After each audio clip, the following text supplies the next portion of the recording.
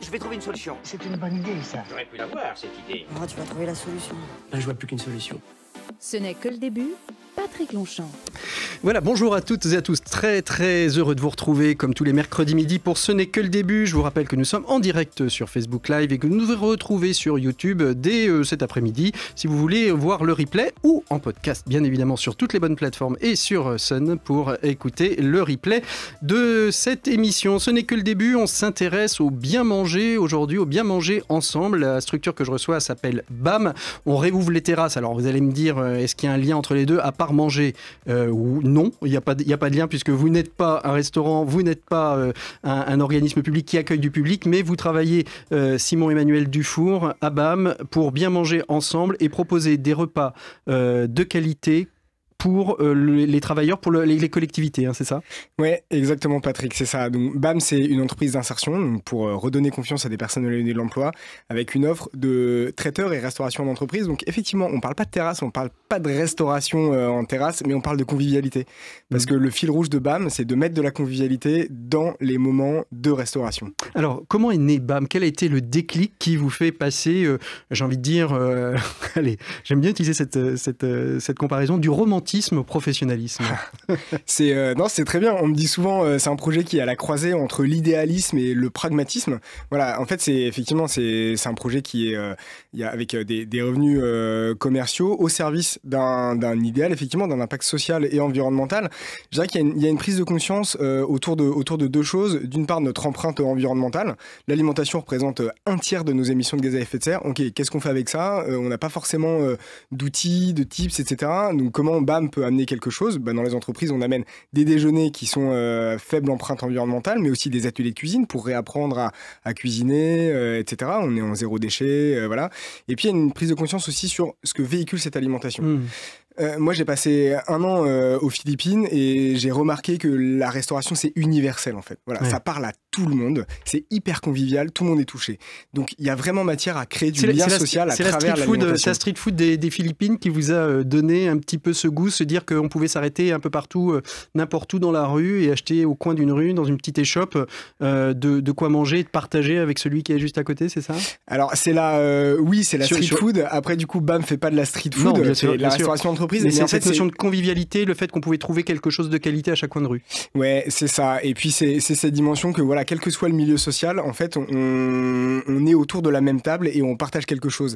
Et au-delà de BAM, ce qu'il y a aussi, c'est une association qui, elle, travaille avec des personnes qui sont pas en situation d'insertion professionnelle, mais en situation d'insertion sociale, des personnes en migration, prises en charge par le SAMU social.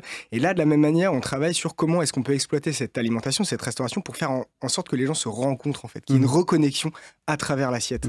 Donc en fait, vous leur donnez la capacité à mieux manger, c'est ça, et à mieux cuisiner dans la partie associative ? Voilà, tout à fait, c'est ça. En fait, c'est un peu le même modèle pour l'entreprise où on va proposer à manger aux salariés et puis leur proposer des ateliers de cuisine, des rencontres avec des producteurs, etc. Et ce même modèle est appliqué à différents profils de personnes, différents publics. Effectivement, dans l'association, on travaille avec le SAMU social et dans un hôtel social, on va non seulement permettre aux gens de cuisiner parce qu'on aménage une cuisine et en même temps, il y a la communauté de bénévoles de l'association, une centaine de bénévoles qui vont venir animer des ateliers de cuisine et rencontrer ces gens-là. En fait, on ne cache jamais mieux les préjugés qu'en rencontrant la personne. Quand on a quelqu'un en face de soi, c'est ça qui nous fait bouger. Alors aujourd'hui, convaincre des entreprises de passer par vous, c'est compliqué. Il y a on sait bien que le monde de l'entreprise et les entrepreneurs en règle générale aiment plutôt bien manger.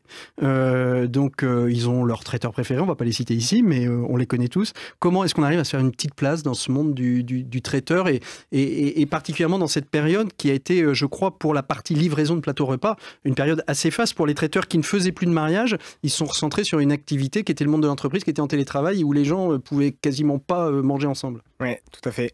Effectivement, tout le monde aime bien manger. Aujourd'hui, c'est vrai qu'il y a et ce qui est très positif, voilà, il y a une vraie dynamique en faveur de produits locaux, de saison, sains. Les gens se sont remis un peu à cuisiner chez eux, etc.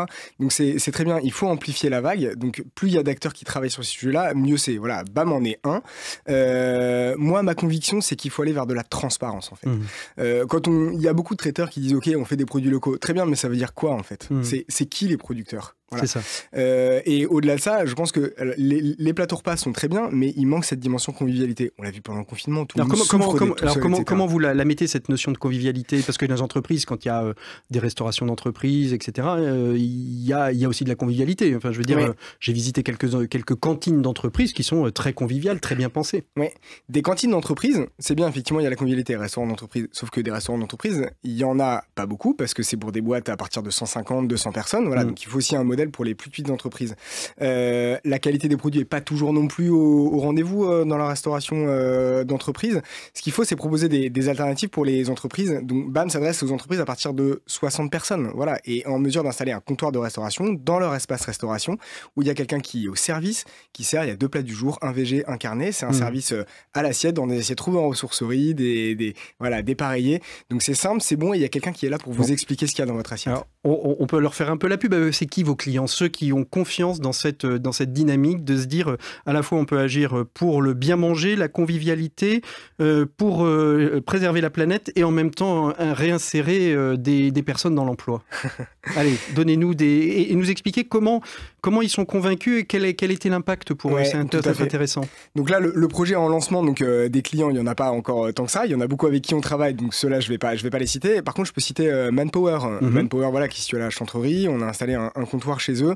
Et ce qui était intéressant, c'était de voir que les gens sont contents de ce qu'il y a dans l'assiette. Voilà. Une blanquette de veau ou 2 légumes servis dans une assiette trouvée en ressourcerie, et quelqu'un qui explique ce qui se passe dans l'assiette, ce que ça véhicule, qui est le producteur, etc. Voilà, c'est ça qui touche. Et puis, en sachant que derrière, il y a au service, c'est une personne en insertion, donc qui, elle, en même temps, est en contact avec d'autres personnes, donc ça la fait grandir, mais c'est complètement gratuit, en fait.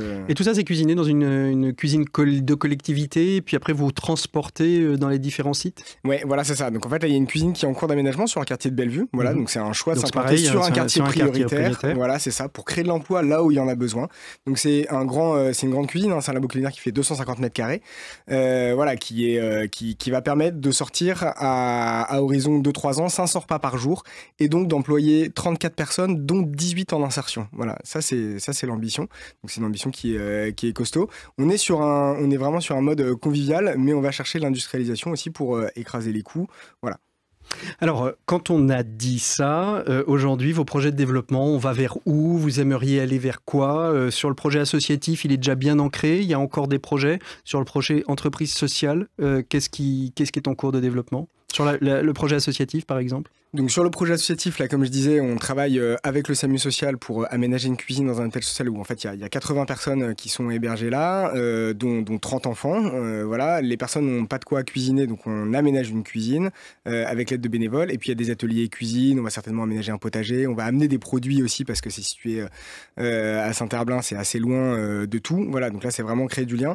Il y a un autre projet autour de du montage d'une formation professionnelle CAP cuisine pour des femmes issues des quartiers, voilà, avec un accompagnement social. Donc c'est pas nous qui faisons la formation CAP cuisine, mais nous on fait un accompagnement social à côté pour que les femmes aillent au bout et puis lèvent tous les freins à l'emploi. Voilà, les gardes d'enfants, c'est hyper compliqué, les freins culturels en termes de posture, l'habillement, la confiance en soi, etc. Tout ça on le travaille pendant la période du CAP. Et est-ce que vous travaillez aussi en coordination avec d'autres associations qui sont sur la place de Nantes? Je pense au Goût des Autres qui a une action à peu près similaire, même si c'est pas la même, hein. Je pense éventuellement à la Cravate Solidaire, vous parliez de l'habillement, etc., qui s'installe à Nantes en ce moment. Tout ce corpus d'associations est-ce que vous travaillez un peu en coordination, vous voyez, vous échangez pour non pas ne pas aller sur les mêmes terrains, mais pour dire comment est-ce qu'on est complémentaires les uns les autres et comment on peut s'apporter et faire des effets de levier ensemble. Ouais, c'est très intéressant comme question parce qu'effectivement, y aller tout seul, c'est compliqué parce qu'on sait aujourd'hui que même aller chercher les personnes, les remobiliser dans les quartiers, c'est compliqué, etc. Donc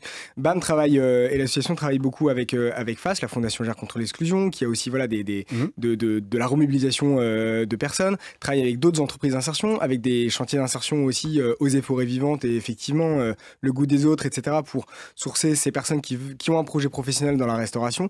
Donc C'est ça, c'est une multitude d'acteurs qui se mettent ensemble au service de l'insertion sociale et professionnelle. Alors vous voulez en savoir plus, on va sur votre site internet BAME, B-A-M-E, bien manger ensemble.fr. FR. J'ai toujours un problème, c'est FR comme ou org, j'ai toujours un petit C'est doute. local, c'est FR. C'est local, c'est FR.